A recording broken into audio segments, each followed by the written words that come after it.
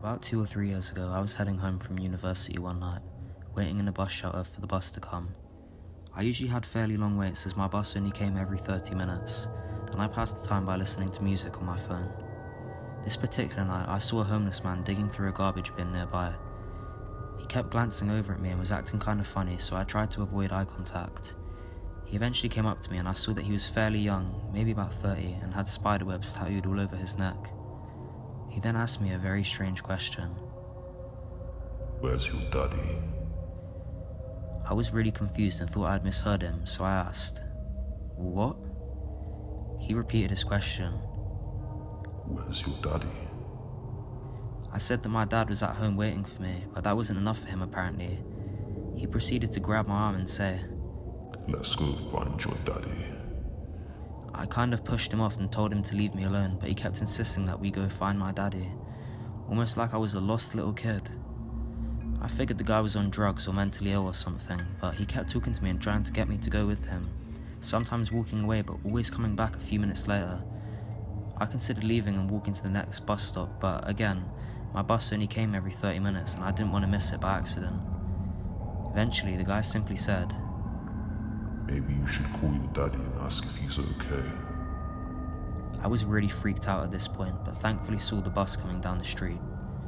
I got on and was worried that he'd follow me, but I saw him walk away once the bus got moving. Even though the guy didn't harm me or anything, he kept talking to and touching me, so it was a really unnerving experience. Once I got home, I found out that my dad had been laid off from his job, which sent him into a depression for the next few months. Even though it was probably a coincidence, the timing was definitely creepy. I took the same bus for the rest of my time at university and never saw the guy with the spiderweb tattoos again.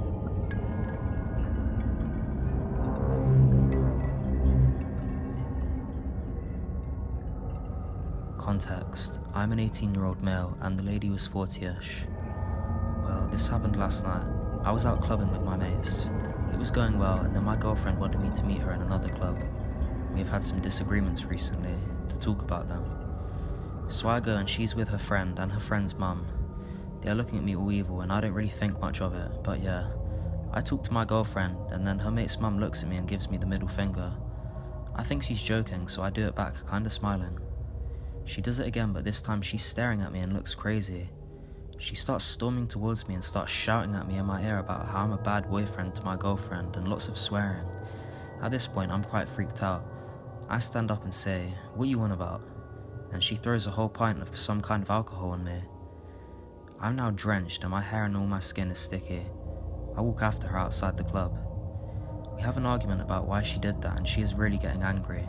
The bouncer removes me and says it's time for me to go, because of course, it's my fault, right? I go with my girlfriend and we end up seeing them later on. She starts yelling at me once again and I'm really getting annoyed at all the horrible names she was calling me, so I said one back to her. She then went and assaulted me, punching me in my face, slapping me as well. I stumble back and instantly get out my mobile and start recording this crazy woman attacking me. She tries to hit my phone out my hand and I'm backing up further and further, but she keeps coming. She kicks me multiple times. I have huge bruises and marks down my leg from her high heels. She decides to boot me as hard as she can in my area. Right in the ghoulies. And no, let me tell you, that was one of the worst pains I have ever felt. So she finally goes away and I'm there all bruised and folding myself in half because of my nuts being kicked that hard inside me. My girlfriend is with her mate watching this all go on and decided not to step in. Doesn't even shout or anything. I shout to her asking her to come away from them and come with me, and she doesn't do anything. I walk over to some policemen nearby and they didn't help at all. I filed a police report this morning and they said they'll get in touch soon. So yeah, crazy lady who attacked me on a night out. I don't think I ever want to meet you again.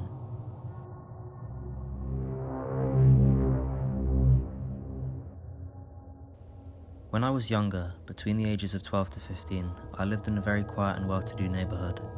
There were some kids, but it was mostly older couples or retired seniors who lived there.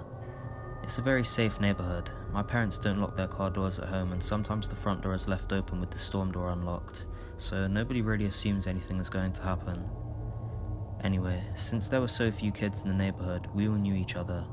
Activity pretty much centred around this one house with a family that had 5 kids, 3 of whom were also around 12 to 15.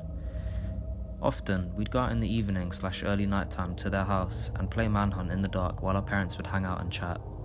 Keep in mind that my family has 4 kids, and with the additional neighbourhood kids, we had about 10 to 12 kids under the age of 16 playing manhunt at about 10 PM. Activities stayed on the property of the house, but we did venture towards the street at times. One night, we were playing manhunt and getting quite into it. It was late, probably 9:30 to 10 PM. I don't remember exactly what happened, but at one point we started noticing there was a red pickup truck who kept driving really slow past the house where we were playing. Us being naive children didn't think much of it the first few times. A lot of people are friends in the neighbourhood, so we assumed it was just a family friend. Until it didn't stop happening. I, being the oldest of 4 and the second oldest of the group, and also incredibly paranoid, decided that we should all probably go to the backyard where it's fenced off and tell our parents. They were moderately concerned but weren't worried and told us to stay in the backyard. After that, we were hesitant to keep playing, but eventually the truck was forgotten and we organised another manhunt night at the same house. We were having fun and doing normal children things when we noticed the red truck again. It kept driving by slowly with the windows rolled all the way up and tinted so we couldn't see who was inside. The game ended immediately and the parents decided it was probably best if everyone went home after that. Manhunt nights didn't really happen after that and we became more paranoid about being out late. Thankfully nothing happened, but a creepy red truck driver, let's not meet.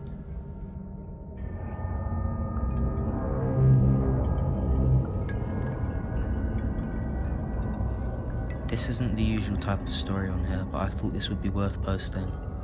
I remember this happened the other day and wanted to share. When my friends and I were 15 years old, we went on Omegle a lot. I'm sure most of you already know what Omegle is, but if not, it's a chat website that pairs you with a random person for one-on-one conversations. You can disconnect and start a new chat with someone else at any time. At the time, the website was still in its prime and hosted around 150k people online at all times. We liked to mess with people and would completely make up who we were. We were young and had a bad sense of humour. Well, one day we decided to go on Omegle and say some very off-the-wall stuff. On that day we decided to tell strangers that we had kids locked in our basement. For whatever reason, it was comedy gold in our 15-year-old minds, despite how distasteful it was, and we thought the reactions would be hilarious. We maybe told 1 or 2 strangers this and they just disconnected. But then we connected to a stranger who was either genuinely worried or wanted to play along with the creepy message. We told the stranger our joke for the day. The stranger asked why we could be so despicable and that he would call the cops. We laughed it off and disconnected. We connected to the next stranger. The first message that popped up was almost unbelievable. How were those kids in your basement? We were shocked and disconnected immediately. We tried to laugh it off for a few seconds and connected to another stranger. I'm still waiting to hear about those kids. We decided to disconnect and reconnect one more time. The last message this person sent was, I'm still here and I'm still waiting for an answer. Finally, we came to our senses and got off the computer for a while. I remember being so worried that whoever that was called the cops on us. Luckily, nothing ever came of it. After that, we stopped going on Omegle as much and didn't see anything as nearly as abhorrent and stupid to strangers again. I still wonder if Moderator was on the site and had a way to keep connecting to us, or if it was someone who was good at hacking. I'm sure what we told that person freaked them out as much as they freaked us out. Overall, we learned a good lesson and realised that we weren't as funny as we had thought.